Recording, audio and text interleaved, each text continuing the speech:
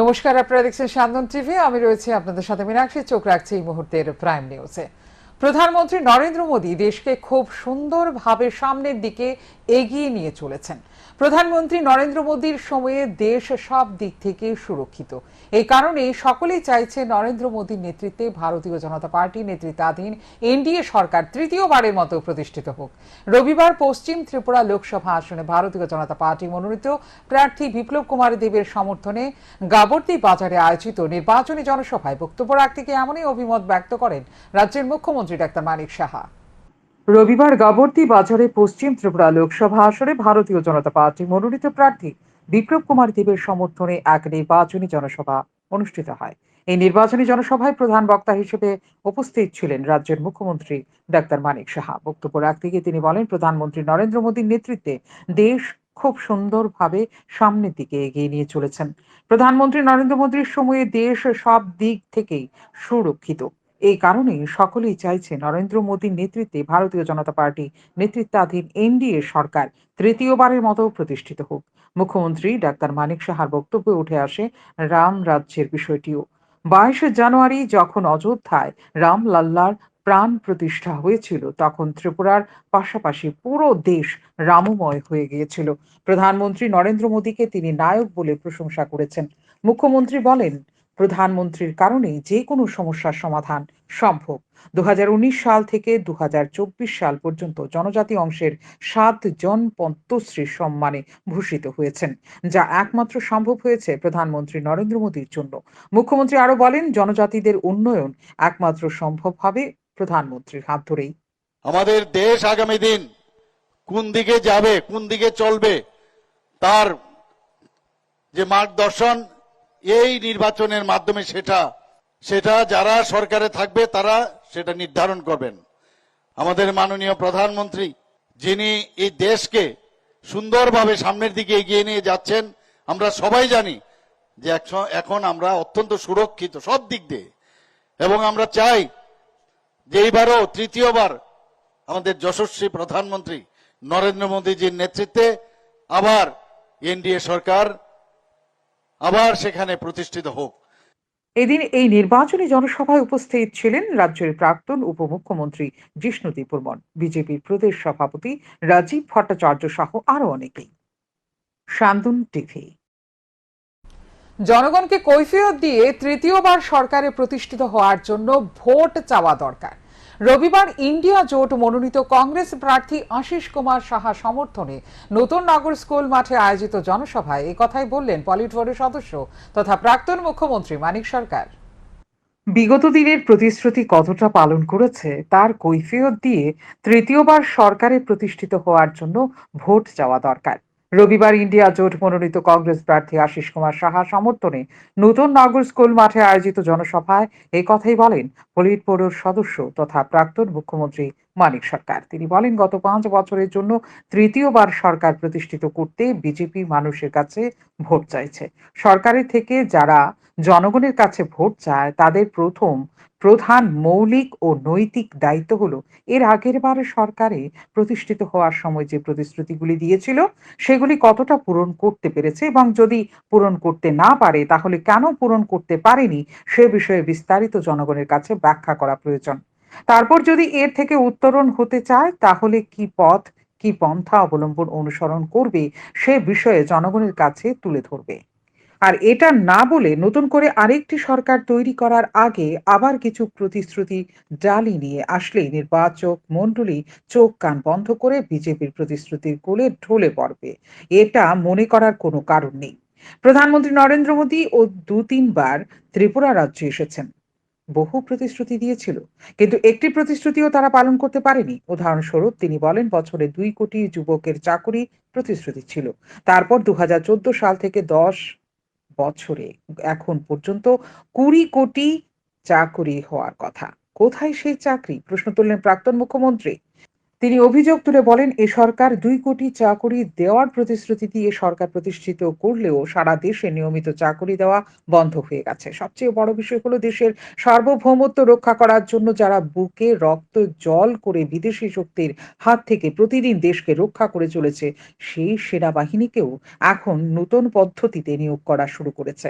যারা দেশ তৈরি করার কাজ করবে, অর্থাৎ যুবশক্তির জন্য এই ধরনের সিদ্ধান্ত নেওয়া কোনোভাবেই গ্রহণযোগ্য নয়। 27টা রাজনৈতিক দল ও বিজেপি তারা একটা জায়গায় এসছে, এদেরকে ভেতর থেকে বাইরে থেকে ভাঙবার জন্য নানা কৌশলে এই বিজেপি আরএসএস এই প্রধানমন্ত্রী নরেন্দ্র মোদী তার নেতৃত্বে একের পর এক ষড়যন্ত্র করে চলছেন। ভিটি থেকে শঙ্কা থেকে বুঝতে পারছেন গত 10 বছর যাবৎ মানুষের জন্য কিছু করেননি, দেশের সামগ্রিক উন্নতির জন্য কিছু করেননি। টাটা বিরোধে ডালমিয়া, সিঙ্গানিয়া, মফৎলাল জৈন, রিলায়েন্স, আম্বানি, আদানি তাদের স্বার্থ রক্ষা করার জন্য দিবারাত্র পরিশ্রম করেছে। মার্কিন সাম্রাজ্যবাদের দাবিদারি করছে, তাদের জুনিয়র পার্টনার তাদের কথা চলছে। এই পরিস্থিতিতে সাধারণ মানুষ জীবনের অভিজ্ঞতায় সঞ্জীবিত হয়ে এই উপলব্ধিতে উপনীত হয়েছেন, যারা এবার একটা জায়গায় আসতে না পারলে এই দেশকে রক্ষা করা যাবে না। 2014-তে যে প্রতিশ্রুতি দিয়েছিলেন, 2019-এর লোকসভা নির্বাচনের সময় প্রধানমন্ত্রী 2-3বার ত্রিপুরা এসেছিলেন, দেশের বিভিন্ন রাজ্যে ঘুরেছে। শুনেছেন আপনারা কেউ 14 নির্বাচনে যে মৌলিক গুরুত্বপূর্ণ প্রতিশ্রুতি উপস্থিত করে আমাদের দেশের মানুষদের বড় অংশকে বিভ্রান্ত করার চেষ্টা করেছেন? তার কতটা কার্যকরী করেছে? একটাও কার্যকরী করেননি। বিশেষ করে যুবকদেরকে বিভ্রান্ত করবার জন্য প্রতি বছর 2 কোটি করে নতুন চাকরি দেন, খুব ভালো প্রস্তাব। আমাদের যুব বন্ধুরা উদ্বেলিত হয়েছিলেন, তাহলে 10 বছর হলো 2 কোটি করে যদি প্রতি বছর চাকরি হয়, তাহলে তো 20 কোটি চাকরি হওয়ার কথা। কয় কোটি ছেলে মেয়ের কাজ হচ্ছে, চাকরি কোথায়? সারা দেশে নিয়মিত চাকরি বন্ধ হয়ে গেছে। সাধারণ চাকরি কোথায় ছেড়ে দিন, সেনাবাহিনীতে নিয়োগ, যারা দেশ রক্ষা করছে বিদেশি শক্তির আক্রমণ থেকে নিজের বুকের রক্ত জল করে তাদেরকে মোকাবেলা করে দেশের সার্বভৌমত্ব রক্ষা করার জন্য সেই সেনাবাহিনীকে এখন নূতন পদ্ধতিতে লোক নিয়োগ করার নাম করে 2 থেকে 2.5 বছর পর তাদেরকে ছাঁটাই করে দিচ্ছে।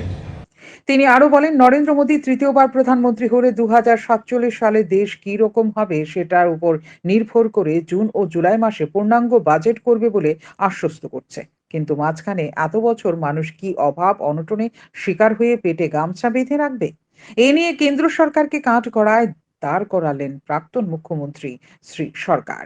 কেন্দ্রে যে পূর্ণাঙ্গ বাজেট হবে সেই বাজেটের মধ্যে নাকি তিনি তার সমস্ত ছবি এঁকে দেবেন। তাহলে মাঝখানে 23 বছর আপনি পেটে গামছা বেঁধে বসে থাকুন, পিঠ দেয়ালে, অনাহার অর্ধাহার, অনাহার মৃত্যু, সন্তান বিক্রি এবং অনাহারের হাত থেকে বাঁচবার জন্য গোটা পরিবার বিষ খেয়ে আত্মহত্যা করছে, ফাঁসিতে ঝুলে আত্মহত্যা করছে, খবর নাই।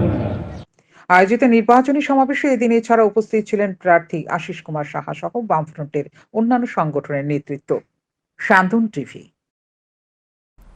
একজন নিষ্ঠাবান নেতা হিসেবে মানিক সরকার যে ইজ্জত সম্মান কামিয়েছিলেন, তার সবকিছু জলাঞ্জলি দিতে হলো এই পার্টি আর জিতেন্দ্র চৌধুরীর জন্য।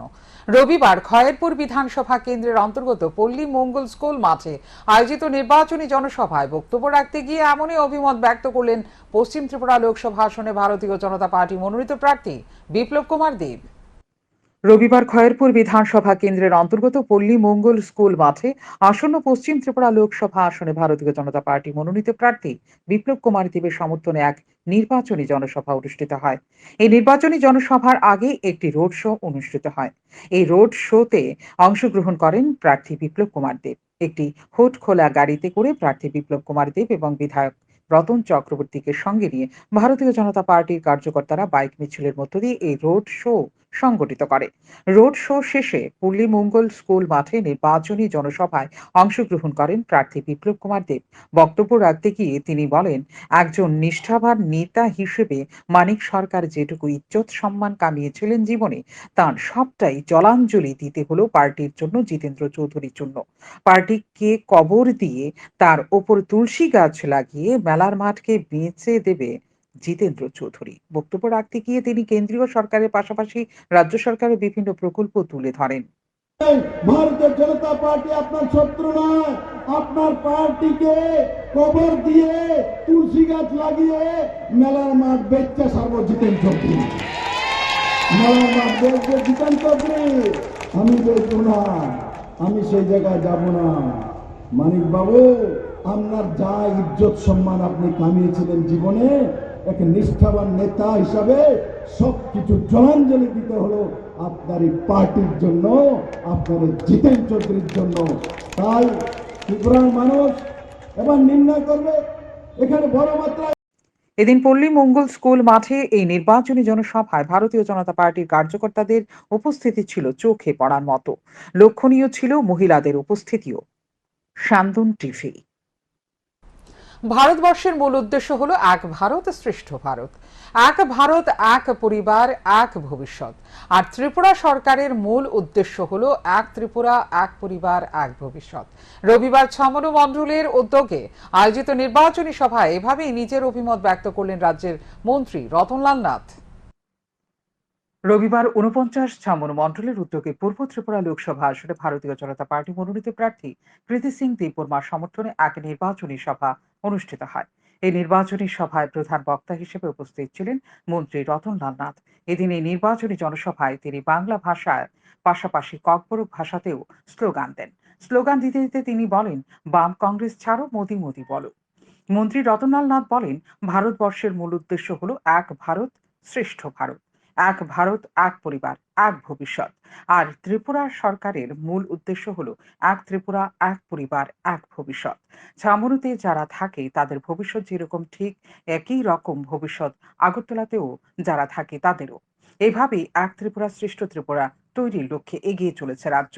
এদিন তিনি কংগ্রেস এবং সিপিআইএম সরকারের আমলে একাধিক খুনের তথ্য তুলে ধরেন। মন্তব্য করতে গিয়ে তিনি বলেন, সিপিআই মন্ত্রী বিমল সিনহা মুখ্যমন্ত্রী হতে চলেছেন, এই ভয়ে তাকে খুন করা হয়েছিল।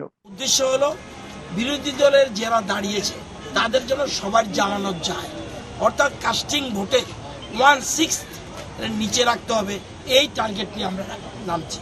সুতরাং এখানে বিরাট গ্যাদারিং হয়েছে।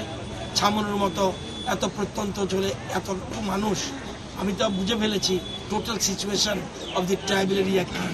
তো সুতরাং এটা একটা দলেরই যদি হয় তো প্লাস তীব্রমতার শক্তি সব মিলিয়ে এখানে আমার মনে হয় আমরা ভালো ভোটের ব্যবধানে এই কেন্দ্রে ছামনু কেন্দ্রে জিতব এবং পূর্ব ত্রিপুরা এবং পশ্চিম ত্রিপুরা দুইটা কেন্দ্রে আমাদের প্রার্থীরা বিপুল ভোটে জয়লাভ করবে। এদিন এই নির্বাচনী জনসভায় ভারতীয় জনতা পার্টি, আইপিএফটি এবং তীব্রমথার নেতৃত্বরা উপস্থিত ছিলেন। শান্তন টিভি। রবিবার সন্ধ্যায় কৃষ্ণনগর জিপি রোড সংলগ্ন এলাকায় পশ্চিম ত্রিপুরা লোকসভা আসনে ভারতীয় জনতা পার্টি মনোনীত প্রার্থী বিপ্লব কুমার দেব এবং ৭ রামনগর বিধানসভা কেন্দ্রের উপনির্বাচনে বিজেপি প্রার্থী দীপক মজুমদারের সমর্থনে একটি নির্বাচনী সভা অনুষ্ঠিত হয়। এই সভায় প্রধান বক্তা হিসেবে উপস্থিত ছিলেন প্রার্থী দীপক মজুমদার। বক্তব্য রাখতে গিয়ে প্রার্থী দীপক মজুমদার রামনগর বিধানসভা কেন্দ্রের প্রয়াত জনপ্রিয় বিধায়ক সুরজিৎ দত্তের ভূয়সী প্রশংসা করে বলেন, সুরজিৎ দত্তের বিকল্প হতে পারে না, কারণ তিনি ব্যক্তিগতভাবে বহু মানুষের কল্যাণে কাজ করেছেন। প্রয়াত বিধায়ক সুরজিৎ দত্ত বহু মানুষকে কর্মসংস্থানের ব্যবস্থা করে দিয়েছেন। সুরজিৎ দত্ত মানুষের মধ্যেই বেঁচে থাকার চেষ্টা করতেন। সুরজিৎ দত্তের শূন্য স্থান প্রার্থী দীপক মজুমদার বিকল্প হতে পারবেন না। তবে গত 2 বছর ধরে আগরতলা পুর নিগমের মেয়র হিসেবে দায়িত্ব পালন করার সুবাদে রামনগরবাসীর সমস্যা সম্পর্কে তিনি যথেষ্ট ওয়াকিবহাল। সমস্যা অনেকটাই নিরসন ও করেছেন তিনি। সাধারণ মানুষের জন্য কাজ করার চেষ্টা করেছেন, প্রশাসনিকভাবে কিংবা সামাজিকভাবে। স্বাভাবিকভাবে মানুষের মৌলিক চাহিদা সম্পর্কে যথেষ্ট উপলব্ধি করতে পেরেছেন তিনি, আর রামনগরবাসীর উন্নয়নের লক্ষ্যে তিনি কাজ করবেন। বিধায়ক জননেতা সুরজিৎকে অকাল করেন এই উপনির্বাচন দলের কাছে এবং মানুষের কাছে প্রশ্ন ছিল এই জায়গায় কাকে দেওয়া হবে। সুরজিৎ দত্তের বিকল্প কে? তার সুরজিৎ দত্ত যে পরিমাণে কাজ করেছে, বিগত প্রায় 40 বছর ধরে রামনগর মানুষের পরিষেবা দিয়েছেন। সিপিএমের সন্ত্রাসকে উপেক্ষা করে আপনাদের মতো অনেকের কার্যকর্তাদের সঙ্গে নিজেদের জীবন জীবিকা বাজি রেখে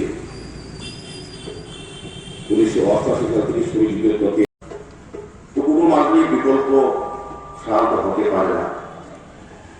আর সুরজিৎ দত্তের বিকল্প আমি বলবো শুধু রামনগর রাজ্য হবে।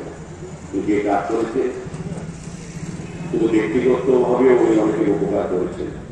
উনি যখন মন্ত্রী ছিলেন আমি ওনার সঙ্গেও থাকতাম, দেখেছি কত লোকের কর্মসংস্থান করছে, কত লোক উপকার করেছে। তারপরও দীর্ঘ অনেক বছর উনি বিধায়ক ছিলেন এই এলাকা। বামফ্রন্টের সরকার সন্ত্রাস, তার মধ্যে উনি চেষ্টা করেছিলেন মানুষের পাশে থাকা, মানুষের কাজ করা, রামনগরের উন্নয়নে অংশগ্রহণ করা। তাই ওনার এই শূন্যস্থানে আমি বিকল্প হতে পারব না। আমি বুঝি দীর্ঘ 40 বছরের রাজনৈতিক জীবনে সুরজিৎ দত্তের অনেকটা সময় ওনার সঙ্গে আমি কাজ করেছি, রাজনৈতিকভাবে, সামাজিকভাবে, প্রশাসনিকভাবে। আমি রামনগরের অধিকাংশ মানুষের সঙ্গে আমার ব্যক্তিগত সম্পর্ক তৈরি হয়েছে। রামনগরের প্রতিটি জায়গা, প্রতি অলিগুলি আমার জানা, যেহেতু আমি আগরতলা পৌর নিগমের মেয়র হিসাবে গত 2 বছর আমাদের যারা কর্পোরেটর আছেন, যারা বসা আছেন, যারা মঞ্চে আছেন। বোমা জাতীয় দ্রব্য উদ্ধার ঘিরে ব্যাপক চাঞ্চল্য সৃষ্টি হলো বিশালগড়ে। ঘটনার বিবরণে জানা যায়, রবিবার বিকেলে বিশালগড় অফিস টিলাস্থিত নতুন টাউন হলে বোমা জাতীয় একটি দ্রব্য দেখতে পায় স্থানীয়রা। সাথে সাথে খবর দেওয়া হয় বিশালগড় থানার পুলিশকে। পুলিশ ঘটনাস্থলে ছুটে এসে উদ্ধার করে নিয়ে যায় এই বোমা জাতীয় দ্রব্যটি। পুলিশ ঘটনাস্থলে ছুটে এসে উদ্ধার করে জলে ভিজিয়ে রাখে। পুলিশ জানায়, প্রাথমিক ধারণা বলে মধ্যে পাটের দড়ি দিয়ে মোড়ানো কোনো একটি সামগ্রী হবে, তবে এটি থানায় নিয়ে পরীক্ষা নিরীক্ষা করা হবে বলে জানান। এদিনের ঘটনায় এলাকায় বোমা আতঙ্ক সৃষ্টি হয়েছে, যা সম্পূর্ণ ভিত্তিহীন। পুলিশ প্রশাসন ও আধা সামরিক বাহিনীর পক্ষ থেকে রয়েছে কঠোর নিরাপত্তা ব্যবস্থা। কোনো ধরনের বিভ্রান্তমূলক বিষয়ে কর্ণপাত না করার জন্য আহ্বান জানায় প্রশাসন। তবে বিগত দিনে বিশালগড়বাসী রাজনৈতিক সন্ত্রাসের ঘটনায় সাক্ষী রয়েছে। আজকে আমরা বিশালগড় থানাতে একটা ইনফরমেশন পাই, বিশালগড় নতুন টাউন হলের একদম বিল্ডিংয়ের পাশে একটা কি জানি একটা জিনিস পড়ে রয়েছে। তারপরে আমরা আসলাম, এসে দেখলাম একটা ছোট্ট একটা কোনো কিছুর মধ্যে পাটের দড়ি পেঁচানো একটা বলের মতো। তো প্রাথমিক অবস্থায় আমরা এটাকে নিয়ে যাই, হ্যাঁ। তো আগাম সতর্ক অনুযায়ী আমরা যেটা করার আমরা সেটা করব। আমরা সেটা থানাতে নিয়ে যাচ্ছি। এখন আমাদের যে ধারণা, মোটামুটি এটা পাটের একটা রশি দিয়ে মোড়ানো একটা বল, এরকম একটা জিনিস আর কি।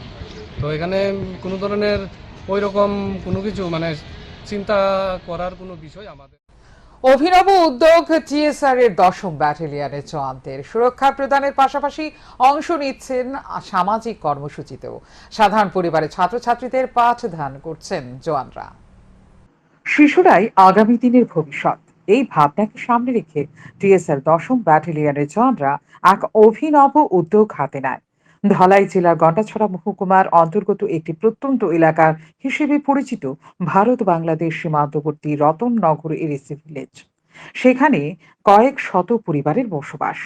এলাকার মানুষের নিরাপত্তার স্বার্থে রতননগর বাজারে বহু বছর আগেই টিএসআর ক্যাম্প বসানো হয়েছিল। গত 11ই ডিসেম্বর রতননগর ক্যাম্পে ত্রিপুরা স্টেট রাইফেলসের 10ম ব্যাটালিয়নের ব্রাভো কোম্পানির জওয়ানরা পোস্টিং নেওয়ার পর এলাকায় শান্তি সম্প্রীতি রক্ষার পাশাপাশি তারা এলাকার ছাত্রছাত্রীদের শিক্ষাদানের কাজও করে যাচ্ছেন। ব্যাটালিয়নের অ্যাসিস্ট্যান্ট কমান্ড্যান্ট বঙ্কিম দেববর্মা জানান, রতনমণিপাড়া হাই স্কুলের ছাত্রছাত্রীদের পরীক্ষায় আরো ভালো ফলাফল করানোর জন্য টিএসআর এর উদ্যোগে রতননগর কমিউনিটি হলে কোচিং সেন্টারের ব্যবস্থা করা হয়। নতুন পাসিং আউট শিক্ষিত টিএসআর জওয়ানরা প্রত্যেকদিন দুপুর 2টো থেকে বিকেল 5টা পর্যন্ত কোচিং এর মাধ্যমে তাদের পাঠদান করছেন। নার্সারি থেকে 10ম শ্রেণী পর্যন্ত পড়ুয়ারা এখানে কোচিং এ অংশ নিচ্ছেন। তাদের দেখা গেছে আগের তুলনায় এবার ছাত্রছাত্রীরা পরীক্ষায় ভালো ফল করতে পেরেছে। অ্যাসিস্ট্যান্ট কমান্ড্যান্ট আরও জানান, টিএসআর জওয়ানরা যারা পাঠদান করছেন তাদের মধ্যে কেউ বিএ এমএ পাশ করেছেন, পাশাপাশি বাংলা অঙ্ক বিষয়ে অনার্স পাশ করা জওয়ানও রয়েছে। তিনি বলেন, ছাত্রছাত্রীরা আগের তুলনায় অনেকটাই শৃঙ্খলাবদ্ধ হয়েছে। অ্যাসিস্ট্যান্ট কমান্ড্যান্টের মতে, লেখাপড়ার পাশাপাশি যদি তাদের আধ্যাত্মিক চেতনার বিকাশ ঘটে তাহলে আগামী দিনে এলাকার জন্য মঙ্গল হবে, তারা মানুষের মতো মানুষ হবে। বঙ্কিম দেববর্মা আরো জানান, কোচিং এ প্রত্যেকদিন 60 থেকে 70 জন ছাত্রছাত্রী পড়তে আসে। আমি চিন্তা করলাম যে এখানে যে স্টুডেন্ট প্রচুর স্টুডেন্ট, তো তাদের জন্য একটা কোচিং খোলা যায়, তাহলে এখানে স্টুডেন্টদের উপকার হবে। তো আমরা এর আগেও স্বপ্নবাড়ি আমাদের একটা ক্যাম্প ছিল, স্বপ্নবাড়ি 18 যে টানের মুখটা ওইখানে একটা গ্রাম, ওইখানেও আমরা 10 মিলিয়ন টিএচের উদ্যোগে কোচিং চালু করেছিলাম। ওইখানে স্টুডেন্টরাও অনেক উপকার পেয়েছিল। তো এখানে যারা স্টুডেন্টকে পড়াচ্ছে তাদের মধ্যে ম্যাক্সিমাম গ্রাজুয়েট, কেউ অঙ্ক অনার্স, কেউ বাংলাতে অনার্স। তো যে নিউলি পাস আউট টিএচআর তাদেরকে আমি কাজে লাগাচ্ছি। তো এই যে স্টুডেন্টরা যাতে লেখাপড়ার সাথে সাথে আধ্যাত্মিক চেতনাতেও প্রস্ফুটিত হয় তাদের জীবন, তার জন্য আমরা প্রত্যেক রোববার শ্রী শ্রী বাহুমণির প্রবর্তিত সমবেত উপাসনা আয়োজন করি। তো এখন দেখলাম যে তারা আগের তুলনায় অনেকটা শৃঙ্খলাবদ্ধ হয়েছে, এবং আশা করি লেখাপড়ার সাথে সাথে তাদের যে আধ্যাত্মিক চেতনা যদি উদ্বুদ্ধ হয়, প্রস্ফুটিত হয়, তাহলে এইখানে এলাকার জন্য খুবই উপকার হবে। তো তারা মানুষের মতো মানুষ হবে, তো এটাই আমরা চাই। সন্ত্রাসবাদীদের বিরুদ্ধে গর্জে ওঠা টিএসআর জওয়ানদের এই ধরনের অভিনব উদ্যোগকে সাধুবাদ জানিয়েছে এলাকার অভিভাবকরা। ছাত্রছাত্রীরা মানুষের মতো মানুষ হবে, উন্নত হবে লেখাপড়ায়, যার কারণে অভিভাবকদের মধ্যে খুশির হাওয়া বইতে শুরু করেছে। অ্যাসিস্ট্যান্ট কমান্ড্যান্ট বঙ্কিম দেববর্মার তত্ত্বাবধানে এখানে নানা সচেতনমূলক শিবিরও আয়োজন করা হচ্ছে, যেখানে পরামর্শ দেওয়া হচ্ছে যুবকদের নেশা থেকে বিরত থাকার, অধিক পরিমাণে খেলাধুলায় অংশগ্রহণের জন্য আহ্বান করছেন তিনি। এলাকায় অভিভাবকদের মধ্যে একটা দারুণ আলোড়ন সৃষ্টি করেছে সুরক্ষা বাহিনীর জওয়ানদের এই উদ্যোগ। শান্তন টিভি। রাতের আধারে দুষ্কৃতিকারীরা নষ্ট করে দিল কৃষকের টমেটো ক্ষেত। ঘটনা রাজনগর এলাকায়। অসহায় এই কৃষকের নাম হোসেন মিয়া। তার নিজেরও অবশ্য কোনো জমি নেই, অন্যের জমিকে ধার নিয়ে কৃষিকাজ করে সংসার প্রতিপালন করেন হোসেন মিয়া জানিয়েছে, গত কয়েকদিন আগে এলাকারই কয়েকজনের সঙ্গে তার বাগবিতণ্ডা হয়। সেই ঘটনারই জের ধরেই এই কাণ্ড হতে পারে। কয়েকজন নাকি তাকে প্রাণে মেরে ফেলার হুমকিও দেয়। সব মিলিয়ে আতঙ্কে দিন কাটাচ্ছে এই অসহায় পরিবার। তাদের অভিযোগ, এলাকারই কয়েকজন দুষ্কৃতিকারী যখন খুশি তখন তাদের ফসল নষ্ট করে দিচ্ছে। তাদের এই কাণ্ডের বিরুদ্ধে প্রতিবাদ করলেই হোসেন মিয়ার ঘর বাড়ি জ্বালিয়ে দেওয়ার হুমকিও দিচ্ছে তারা। এই তো মোটেই অবস্থা। এবার কয়েকজন এটা কেনে যাইছি, সিদ্দিক বাইরে যাইছি, ওই মহেশ দেবনাথের যাইছি, এবারে তাইনের বাইরের হেতুই করছি। আমি করি বছরে জমা 5,500 টাকা দিই। মানুষ বইলে বাড়াই কইছে দিব 6,500 টাকা দিব মালিক বিড়ি দিয়ে। তো মালিক বিড়ি আমার কইছে সামনে ছেড়ে দিও, আমরা নিজেরই করবো, এটা হেত নিয়ে আমি ঠিক আছে আর করতাম না। তো কাল্লা বিড়ির দুঃখের কথা কইছি যে না টমেটোটি চুরি করে লয়ে জায়গা। তো একটা লোক এনে দাঁড়াইয়া শুনছে, শুনিয়া গিয়া এই লোকটিকে কইছে কোন এই কামটা হইছে আল্লাহ জানে আর হেরা জানে, আমি কই জানি না। ওখানে সন্দেহ মূলে আবার আমরা হুমকিও দে, বাড়ি উড়াই লেবো, আমরা ইয়ে করবো, ফিস করে লেবো। কেডা নাম কইবা না? এদিকে আমি নাম জানি না, কিন্তু আমরা সন্দেহ মূলে আমরা লোক যে ঝগড়া করছে সবাই নামে আমি জিটি এন্ট্রি করব, সোজা কথা। ন্যাশন ফার্স্ট ভোটিং মাস্ট এই বার্তাকে সামনে রেখে রবিবার আগরতলা প্রেস ক্লাবে এক সাংবাদিক সম্মেলনে মিলিত হয় অখিল ভারতীয় বিদ্যার্থী পরিষদ। সাংবাদিক সম্মেলনে ত্রিপুরা প্রদেশ সম্পাদক সঞ্জিত সাহা জানিয়েছেন 2047 সালের মধ্যে দেশকে বিশ্বের শ্রেষ্ঠ আসনে নিয়ে বসাতে হলে 100% ভোটিং এর প্রয়োজন। মূল লক্ষ্য হচ্ছে নোটায় ভোট দেব না। ত্রিপুরার পাশাপাশি ভারতকে স্বাবলম্বী করার লক্ষ্যেই ভোট দিতে হবে। যে লিফলেট, পোস্টারিং এবং বিভিন্ন কার্যক্রমের মাধ্যমে যেন আমাদের যুবকরা, আমাদের যারা নাগরিক রয়েছে ভোটদান করবেন তারা যেন 100% ভোটদান করেন, এর জন্য বিদ্যার্থী পরিষদ এক উদ্যোগ গ্রহণ করেছে। তাই সকলের কাছে আমার বিনীত নিবেদন যে আপনারা নেশন ফার্স্ট ভোটিং মাস্ট, নোটায় ভোট দেবেন না, প্রথমে ভোটদান তারপরে জলপান করে আপনারা আপনাদের ভোট। 21 নলছড় বিধানসভা কেন্দ্রের বৈরাগী বাজারে ইন্ডিয়া জোটের পক্ষে মিছিল ও পথসভা সংগঠিত হয় রবিবার। পথসভায় সভাপতিত্ব করেন সিপিআইএম নেতা প্রণব দেবনাথ। বক্তব্য রাখেন ব্লক কংগ্রেস সভাপতি পরেশ দেবনাথ, সিপিআইএম পার্টির মহকুমা সম্পাদক, মণ্ডলীর সদস্য প্রাক্তন বিধায়ক তপন দাস। পথসভার আগে মিছিলটি বৈরাগী বাজারের বিভিন্ন পথ পরিক্রমা করে। আমাদের বিজেপি নেতৃত্বরা এখানে বলেন, কর্মীরা বলেন, এখন আর সাদা জুলুম নাই। আমরা শুনলে অবাক হবেন, ভারতবর্ষের মধ্যে এই গত 10 বছরে নির্বাচনী যে বন্ড, সেখানে আইন তৈরি করেছেন এই নরেন্দ্র মোদী সরকারের আমলে। সেই আইনের পরিপ্রেক্ষিতে কোটি কোটি টাকা, হাজার হাজার কোটি টাকা আজকে তাদের নির্বাচনী তহবিলে সেখানে জমা হয়েছে। যে সমস্ত টাকা দিয়ে বিভিন্ন রাজ্যের এমএলএ কিনছেন, এমপি কিনছেন, মন্ত্রীদের কিনে সরকার ভাঙিয়ে বিজেপি সরকার গঠন করছেন, এই সমস্ত টাকা নিচ্ছেন, তাদের পকেট থেকে টাকা নিচ্ছেন। আপনারা শুনলে অবাক হবেন, এই গত 3-4 বছরের মধ্যে 33টা ওষুধ কোম্পানি, যারা গত 16-17 সাল থেকে 22-23 সাল পর্যন্ত তাদের ব্যবসা মন্দা ছিল, রসে তারা রাতের আঁধারে দুঃসাহসিক চুরি ঘটনা ধর্মনগর থানার অন্তর্গত অগ্নি নির্বাপক দপ্তরের কার্যালয় সংলগ্ন কৃষ্ণনাথ লেনে ভাস্কর সেনগুপ্তের বাড়িতে। ঘটনার সময় পরিবারের কেউ বাড়িতে ছিল না, সকলেই ছিলেন আগরতলাতে। চুরির ঘটনার খবর পেয়ে তারা ছুটে যান ধর্মনগর স্থিত তাঁদের বাড়িতে। সিসিটিভি ক্যামেরা ফুটেজে দেখতে পান ভেন্টিলেটর ভেঙে চোর ঢুকেছে ঘরে। ঘরে প্রবেশ করে দেখতে পান আলমিরা খোলা, জিনিসপত্র সব ছড়ানো ছিটানো অবস্থায় রয়েছে। আমরা তো বাড়িতে ছিলাম না, আমরা আগরতলা ছিলাম, আমার মেয়েকে নিয়ে ডেলিভারি করতে গেছিলাম। তো আমার বাড়িতে আমার পাড়া প্রতিবেশী সবাই প্রতিদিন চেক করে দেখে, এসে দেখে আজকে সকালে আমরা খবর পাই। আমি যখন শেখরকে ফোন করি, আমরা জানাই আপনার বাড়িতে চোর ঢুকেছে। তো যেটা আপনি ভিডিওতে দেখতে পেলাম যে একটা গ্রিল, ভেন্টিলেটর ভেঙে চোর ঢুকেছে।